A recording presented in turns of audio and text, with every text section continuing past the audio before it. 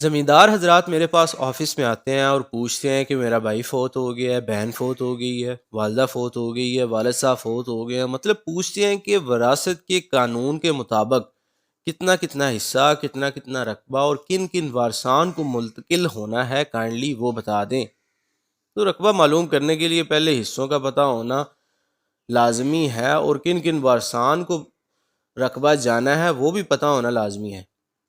اچھا جی، وراثت کا شجرہ آپ کے سامنے ہے، آپ ویڈیو میں دیکھ سکتے ہیں۔ جس کی وراثت ہو رہی ہے اس کا نام غلام رضا ہے۔ غلام رضا کا والد محمد حسین اور والدہ بشیرہ بی بی پہلے فوت شدہ ہیں۔ اسی طرح غلام رضا متوفی حال کے دادا محمد دین اور دادی سردارہ بھی پہلے فوت شدہ ہیں۔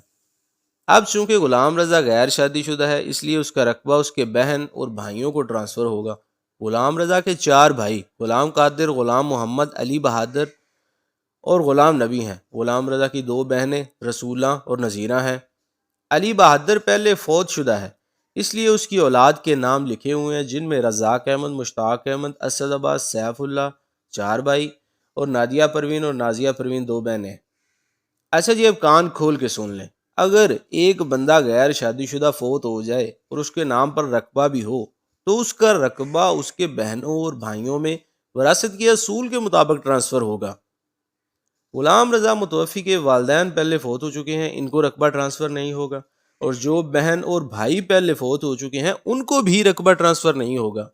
جو وارث ہیں، زندہ ہیں، ان کی تو موجیں لگ گئیں بھائی، صرف ان کو وارث قرار دیا جائے گا اور رقبہ منتقل کیا جائے گا جو زندہ ہیں۔ اب شجرہ میں متوفی کی بہن رسولہ پہلے فوت شدہ ہے۔ اب چاہے اس کے بیٹے ہوں، بیٹیاں ہوں، جتنی بھی اولاد ہو، ان کو ایک مرلہ 1 فٹ بھی نہیں دیا جا سکتا۔ یہ وراثت کا قانون ہے۔ اسی طرح علی بہادر کی تو میں نے مثال کے طور پر اولاد لکھی بھی ہوئی ہے، لیکن وہ پہلے فوت ہو گیا ہے۔ اس کے 4 بیٹے ہیں، 2 بیٹیاں ہیں، لیکن ان میں سے کسی کو بھی ایک مرلہ 1 فٹ بھی نہیں دیا جا سکتا۔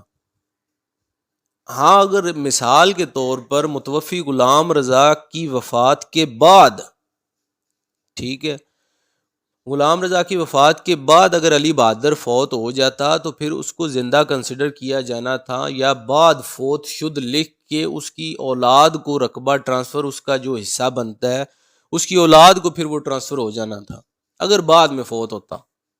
ٹھیک ہے، بعض اوقات وراثتیں پڑی رہتی ہیں، 3 4 وراثتیں جو ہے نا وہ پڑی رہتی ہیں، کوئی کرواتے ہی نہیں ہے، پھر جناب آ جاتے ہیں کہ جناب یہ میرا پردادا ہے، اس کی بھی وراثت رہتی ہے، پھر دادے کی وراثت ہونی ہے، پھر والد کی وراثت ہونی ہے، پھر ان کو ٹرانسفر ہونا ہے۔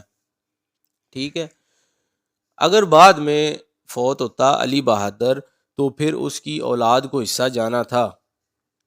ٹھیک ہے جی، خلاصہ یہی ہے کہ اگر متوفی غیر شادی شدہ ہے تو اس کے نام پر جو رقبہ ہے وہ اس کے زندہ وارثان کو منتقل ہوگا، چاہے وہ والدین میں سے ہوں یا بہنوں اور بھائیوں میں سے۔ اب ان کا حصہ نکالتے ہیں۔ 4 وارث ہیں زندہ، 3 بھائی اور 1 بہن۔ بہن کو 1 حصہ ملتا ہے، بھائی کو 2 حصے ملتے ہیں، یہ یاد رکھنا ہے۔ ٹھیک ہے، ٹوٹل کتنے حصے ہو گئے بھائیوں کے؟ 3 بھائی ہیں، 6 حصے ہو گئے، 1 ہی بہن زندہ ہے تو 7 حصے ٹوٹل ہو گئے۔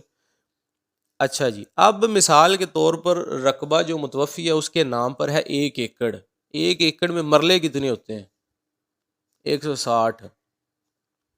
160 ضرب 1 بھائی کا کتنا حصہ ہو گیا؟ 2/7، ٹوٹل 7 حصے ہیں نا، 160 ضرب 2/7۔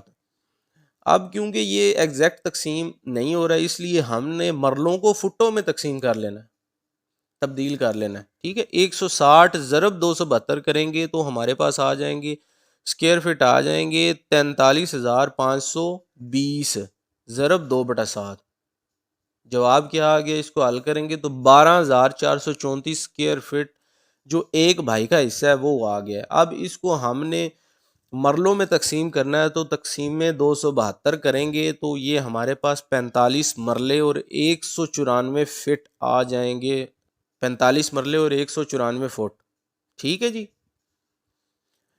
اب بہن کا حصہ نکالتے، یہ 3 بھائیوں کو اتنا اتنا حصہ جائے گا۔ ٹھیک ہے، 45 مرلے اور 194 فٹ۔ ٹھیک ہے جی، آپ بہن کا حصہ نکالتے ہیں، اسی طرح سیم 160 ضرب 1/7 آ جانا۔ ٹھیک ہے، پہلے 2/7 اب 1/7 آ جانا، تو اسکیئر فٹ نکل آئیں گے ہمارے پاس اسی طرح 43,520 ضرب 1/7 کر لینا ہے. اس کو تقسیم کریں گے تو 6,217 اسکیئر فٹ. تو یہ مرلے کتنے بن جاتے ہیں؟ 22 مرلے 233 فٹ. ٹھیک ہے جی. امید کرتا ہوں آپ کو ویڈیو پسند آئی ہوگی. ملتے ہیں نیکسٹ ویڈیو میں. اللہ حافظ.